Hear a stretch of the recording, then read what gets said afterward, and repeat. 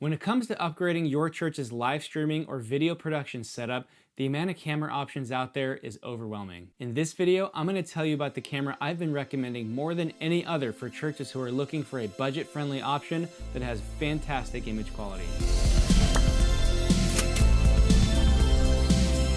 Well, hey, thanks for checking out the Church Video School channel. My name is Spencer. I'm the founder of churchvideoschool.com, where we help you and your church win when it comes to video and ministry. Before we get too far in the video, I want to let you know now that all the gear we're going to be talking about today is going to be linked in the description below, as well as a link to the free church video gear guide, which is a resource for you to help find hand-picked items for cameras and live streaming gear and audio gear and anything you might need to help improve you and your church's video production setup. Now, I get asked by church leaders on a very regular basis who are looking to go from a triage, we found an iPhone, we have a webcam situation, to, hey, we're in this for the long term, we need a good camera, what should I buy? The best way to figure out which camera is best for your church's situation is to hit the like and subscribe buttons on this video. If you're a church looking for a great camera and lens for under $1,500, the Sony a6400 and Sony a6500 are going to be great options to take a look at. These two cameras have great image quality, they work great for video production, they take great stills,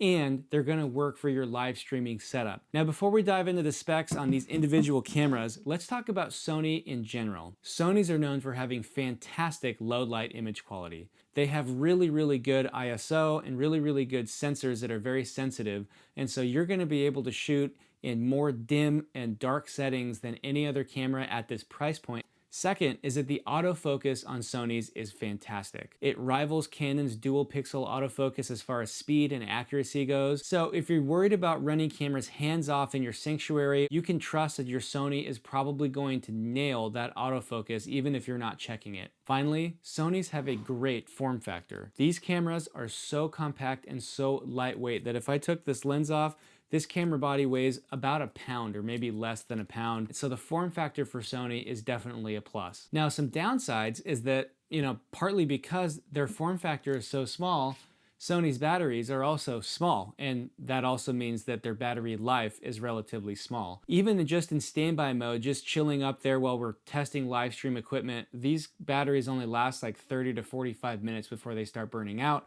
Maybe an hour at most, but if you're running cameras, you're probably going to get 40 minutes out of this thing before it dies. For comparison's sake, this is a GH5 battery, which is what I've been shooting on for years, and you can tell it's significantly bigger than the Sony battery, and it lasts way longer. I can get these batteries to run an hour 30 to an hour 40, even while recording in 4K.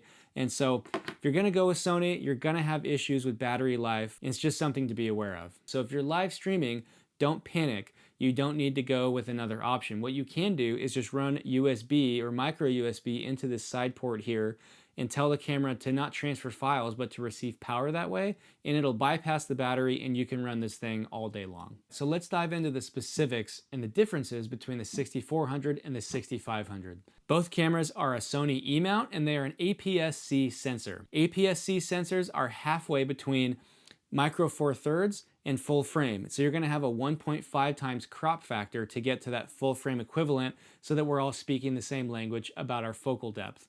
Now, the main difference between the two sensors is that the 6500 has 5-axis in-body image stabilization. So this is a huge advantage if you're shooting handheld or if you're going to be wanting to use this outside of a kind of hands-off tripod setting. As far as video goes, both cameras can shoot 4K at 30 frames per second and up to 120 frames per second using full HD. The 6500 still records in 3 codecs. The XAVC-S codec that Sony developed, it shoots in MP4, which has been discontinued for the 6400, and then it shoots AVC HD, which is kind of a, not super editable, just like run and gun, small file size, shoot it, don't touch it, deliver it type of codec.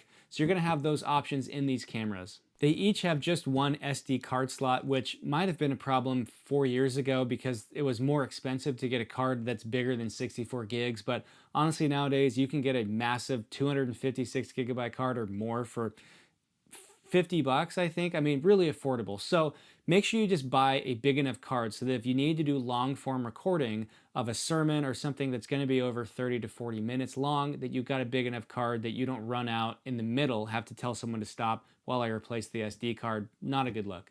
Speaking of recording long form, one of the biggest differences between the 6500 and the 6400 is the 6500 does have a 29-minute and 59-second recording limit. The 6400 is unique in the Sony lineup and in this price point in general in that it does not shut down at half an hour. Now, it's important we talk live streaming before we go. Both of these cameras work great for a live streaming setup. These ports on the side are going to give you USB to run power in and also micro HDMI to run HDMI video out. You're gonna have to buy adapters for both USB and micro HDMI so that you can fit these tiny slots. Once you've got the right hardware to connect these things for streaming, all you've got to do is go into the settings and make sure you enable USB power, and then change the HDMI out settings to have a clean feed so that you're not seeing all the display information you'd normally get on the back of the camera about aperture and ISO and white balance. You just want the clean video signal out. Both of these cameras have clean HDMI out, so all you're getting is the image. You're not getting any of the other data that normally you'd want to see when you're recording. A fun fact about these cameras when it comes to streaming is that though you're going to be able to use USB power in, you still have to have a battery in the compartment, and that battery can't be dead.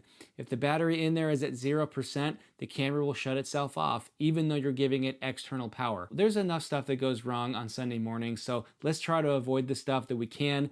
So make sure you throw a battery in this guy if you're going to be streaming, even if you're putting power in externally. Another note for those of you who've sent me some emails about recording time, that only matters if you're actually recording. If you are live streaming, that doesn't matter. You can use any of these cameras. You can live stream 8 hours straight as long as the cameras don't get too hot, because you're not actually recording in the body. You're not using the computer and the brain inside the camera to write the files that it's receiving. Finally, for live streaming, the lens I recommend is this 18-135 zoom. It is a perfect focal range for most medium to small size auditoriums or sanctuaries. This 18-135 range, which is like 27-202 full frame equivalent, is still going to cover 99% of the work that you're going to be doing. It's not a super fast lens. It's only 3.5 to 5.6. So that's not going to be super shallow, not going to give you super cinematic bokeh if you're going for that look, but it is going to get the job done and enable you to at least frame in what you want, whether you're live streaming or shooting an interview or doing something else. If you're a church that's looking to just up your live streaming game and also have a camera that's not going to paint you in a corner and can be used for other types of video work, I think the 6400 is going to be the best buy for you. It doesn't have the stabilization, so if you're going to be doing highlight films and event type work where you have moving shots, you're either going to have to buy a gimbal stabilizer or just really work on having really simple smooth shots on a monopod or a tripod or something like that to compensate for the fact that every camera shake is going to come through. But other than that, this camera is going to do a great job for those kinds of setups. Both of these cameras are a great value. The 6400 for a body only is about 900 bucks, and this 18-135 lens, which I really recommend for live streaming, is going to be about $300, maybe $400, depending on where you get it from. So you're all in about $1,300 or so.